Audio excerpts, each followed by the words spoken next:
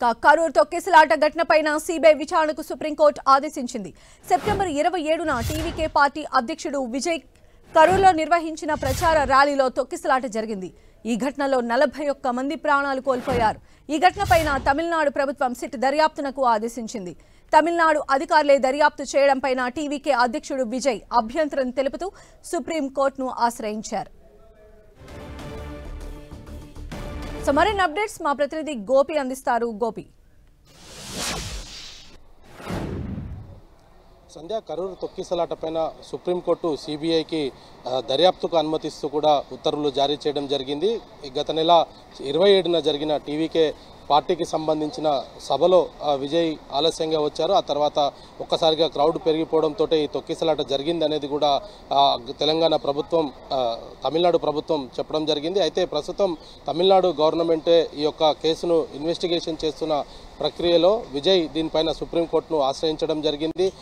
Supreme court ఈరోజు వాదనలు విన్న తర్వాత కేసును సిబిఐకి అప్పచెప్తున్నారు. అయితే దర్యాప్తును పర్యవేక్షించాల్సిందిగా కూడా మాజీ న్యాయమూర్తి జస్టిస్ అజయ్ రస్తోగిని నియమించడం జరిగింది. అయితే ఈ తొక్కిసలాటలో దాదాపు 41 మంది వరకు కూడా ప్రాణాలు పోవడం జరిగింది. దీన్ని అంతటి కూడా టీవీకే పార్టీ అధ్యక్షుడిని బాధ్యుని చేస్తూ తమిళనాడు ప్రభుత్వం నిర్ణయం తీసుకోవడం జరిగింది. ఆ దర్యాప్తులో ఆయననే దోషిగా చెప్తూ ఇన్వెస్టిగేషన్ కొనసాగుతున్న పరిస్థితి. అయితే ఈ నేపథ్యంలో ఆయన సుప్రీంకోర్టును ఆశ్రయించారు. గోపి, అయితే ఇక్కడ టీవీకే నుంచి కూడా ప్రతిఘటన ఎదురవుతోంది. అంటే గవర్నమెంట్కి సంబంధించిన ఒక ఎమ్మెల్యేకి సంబంధించిన వారి వల్లనే అక్కడ తొక్కిసలాట జరిగింది అనేటువంటి ఆరోపణలు కూడా చేస్తూ ఉన్నారు. సో మరి దీనికి సంబంధించి వాళ్ళు ఎలాంటి ప్రూఫ్స్ సబ్మిట్ చేసేటువంటి అవకాశాలు ఉండొచ్చు? ఇప్పుడు సుప్రీం తీర్పు తర్వాత ఈ కేసుకు సంబంధించి ఎలాంటి అప్డేట్స్ వచ్చేటువంటి ఛాన్సెస్ ఉంటాయి?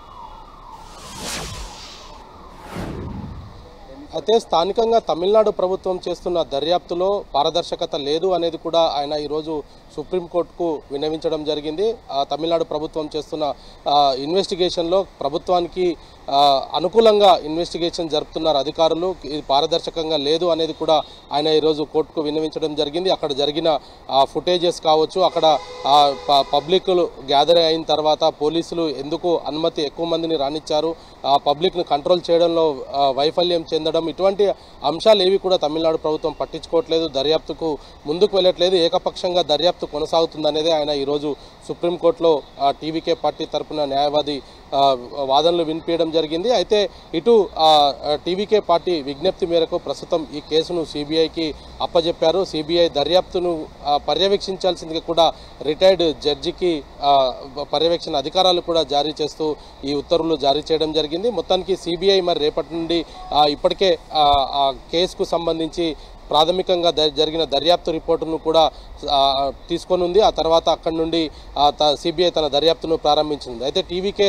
ప్రధానంగా చెప్తున్న అభ్యంతరాలను స్థానికంగా దర్యాప్తు చేస్తున్న అధికారులు పట్టించుకోకపోవడము, ఆ తర్వాత ఇది కేవలం బహిరంగ సభకు అంచనాకు మించి సభ్యులు రావడంతో ఈ యొక్క తొక్కిసలాట జరిగిందని చెప్పడము, ప్రభుత్వం ఎటువంటి వైఫల్యం లేదు అనేది కూడా దర్యాప్తులో చెప్తున్న నేపథ్యంలో వీటన్నిటిని కూడా ఆయన ఈరోజు సుప్రీంకోర్టుకు విన్నవించడం జరిగింది.